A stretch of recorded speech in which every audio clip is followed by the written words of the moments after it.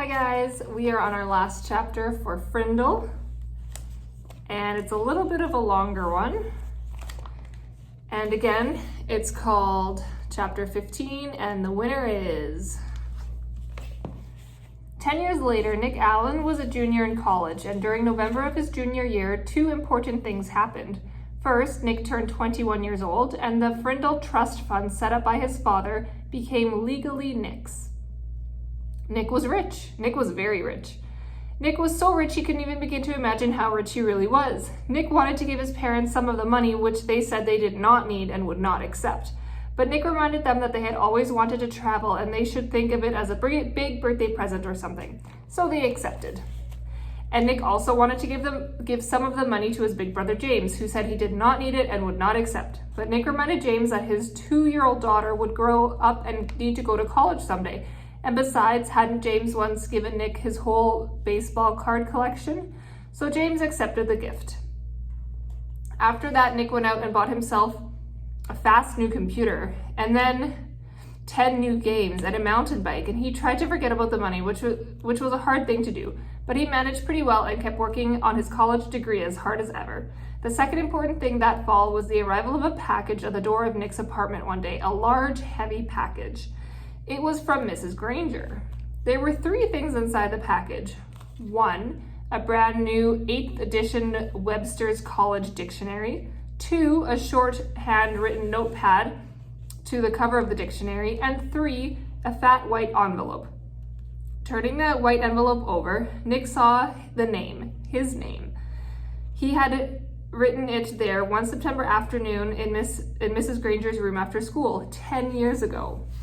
Nick set the envelope down and gently peeled off the note off the front of the dictionary. My dear Nicholas, please turn to page 541 of this book.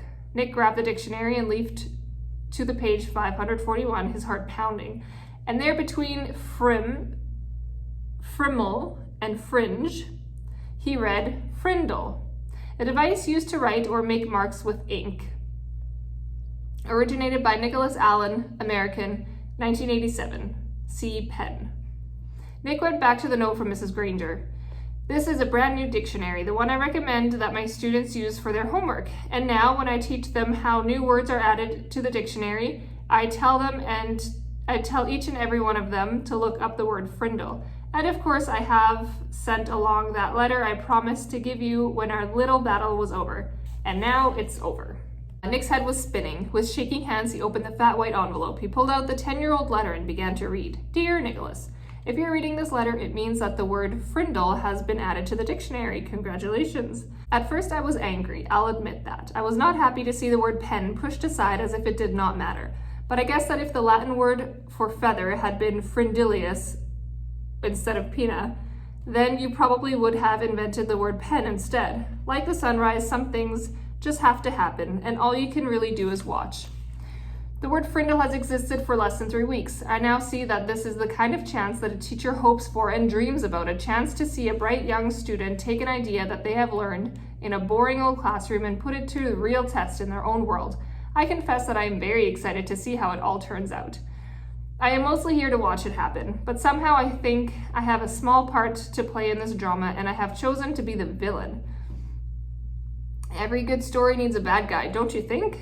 So someday I will be asking you to forgive me, and I hope you will. Nick, I know you like to think. Please think about this. When I started teaching, no one had landed on the moon. There were no space shuttles, no CNN, no weather satellites.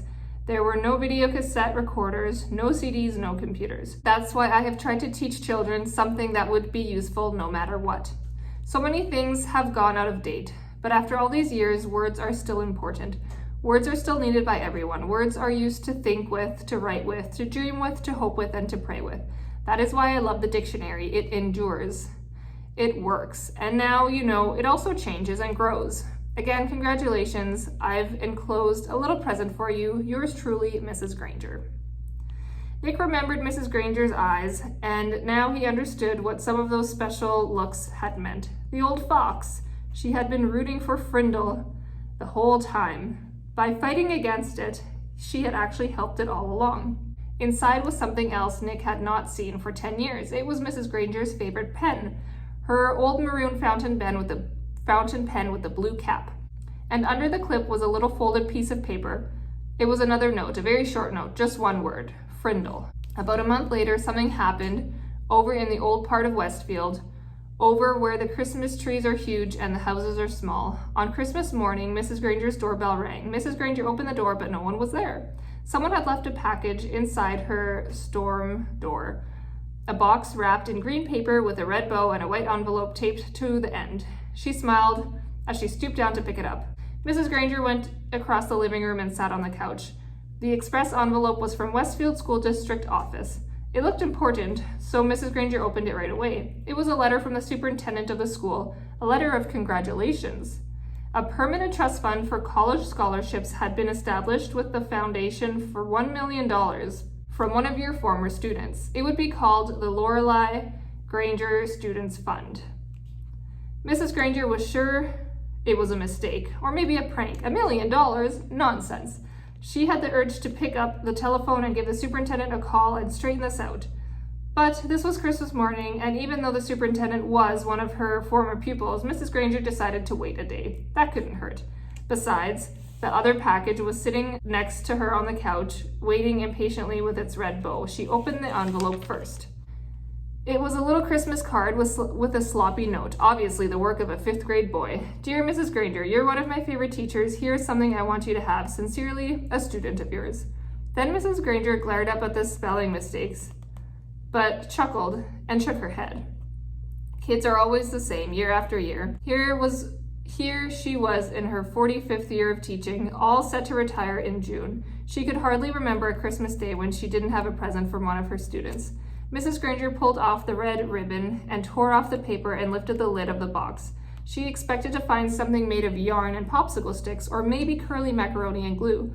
But instead, she found a case covered with blue velvet. She opened the case, and inside was a beautiful gold fountain pen. She picked it up, and it was very cool and heavy in her hands. Words were engraved along the pen's shiny barrel, and Mrs. Granger had to slide down to the end of the couch and turn on her reading lamp. She could read the 3 thin lines of type. This object belongs to Mrs. Lorelei Granger, and she may call it any name she chooses. With love, from Nicholas Allen. And this was what the note said. And that is the end. So I hope you guys liked that book. And it was a really great year teaching you guys, and I hope you have a great summer. Bye.